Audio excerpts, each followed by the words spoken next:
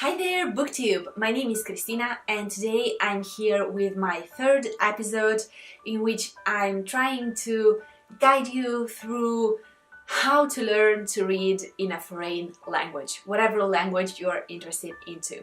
And since we're almost halfway through this kind of a short series that I have, today's episode will focus on the bumps and difficulties that you may face while reading in a foreign language. Because let's face it, reading in a foreign language could be exhilarating and amazing and just mind-blowing. But to get there, it's a long road and it takes time, and sometimes you may get actually discouraged. So I just wanted to face this topic in today's episode. So let's just analyze for today the pros and cons of reading in a foreign language. Even more so if you're a beginner and if you're just learning a language. So the first thing that you will absolutely notice is that you will be a slower reader when you read in a foreign language. This is something that you need to keep in your mind when you start reading in a different language. You cannot just speed read through all of the books with the same kind of pace that you keep while reading in your mother tongue. And it's perfectly normal. You don't have to be discouraged by it. You will learn to be more and more, let's say, fast in reading, but that's not the point. The point when you read in a foreign language is that you let the language really sink into you so that you learn new structures, new vocabulary, and so on. So that's very important, that you acknowledge that you will be slower and you just go with the flow. It doesn't matter if you're slower. If you want to be quick, then you may read a book at the same time in your own language, and probably you will finish it while you will reach the mid of the book that you're reading in the foreign language, and that's perfectly fine. Then the second thing that you need to consider is that it can become frustrating and time-consuming. Because reading in a foreign language, as I said before, can be slow. This means that it's a time-consuming activity. It's not as easy and it doesn't keep your mind as free as reading in your own language.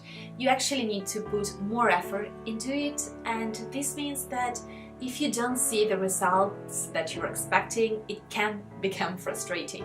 But you have to just decide with yourself at the very beginning of this journey that you don't have to push it on you. You're doing it just to improve your abilities and just to reach some kind of goal that you set for yourself.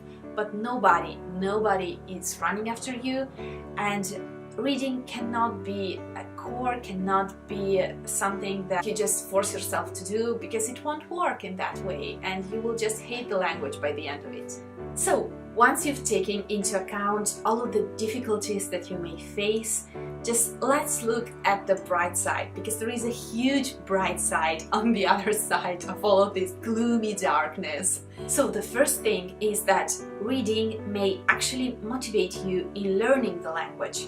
Because if reading is something that you love doing, then reading in a foreign language could become just amazing, and this should motivate you in learning a language. So just to get there and to be able to go in that country and pick whatever book from a bookstore and be able to read it and comprehend it and just become a reader as a local. Why not? That's an amazing goal to achieve, and this is something that you actually may keep in mind while you're learning. Then the second aspect that's very important is that when you read in a foreign language, you are simultaneously improving your grammar, you're improving your vocabulary, your fluency, and your understanding of a different culture. So these are amazing aspects of reading, because while you read, you actually learn so much without thinking that you're learning it. So much of the grammar structures and just rules and punctuation and all of that stuff, they just slowly sink into you and you are passively learning them, and that's amazing. You don't have to actively think about the grammarly structure of a sentence. You just read it and your brain automatically elaborates it and just memorizes it, and so on and so on. And your vocabulary definitely improves, and your fluency too. So what can be better? And as I mentioned before, one more very important point is that you learn more about the culture of the country in which language you're reading at that moment. And that's amazing. You learn so much through books, things that people will not tell you, things that just like scholastic books, they won't tell you because they are small things. Just to give you an example, of course, everyone knows that at 5 p.m. a lot of English people and British people and people from the UK, they love to drink tea. This is something that you may find in a book, in something that you learn at school or at university, and so on and so on. But there are so many small social rules and just everyday life habits that people have with which we're not familiar, but they are parts of books because they are everyday life for the authors too. So you learn so much more through books that it's just amazing. So if you try to put these positive and negative aspects and just try to see, I hope that the positive ones will outbalance the negative ones, and you will be just a genuine enthusiast in learning languages and trying to read in a different language, because believe me, it's worth it. All of the pain, all of the suffering, and all of the delusions and frustrations and so on will be worth it in the end.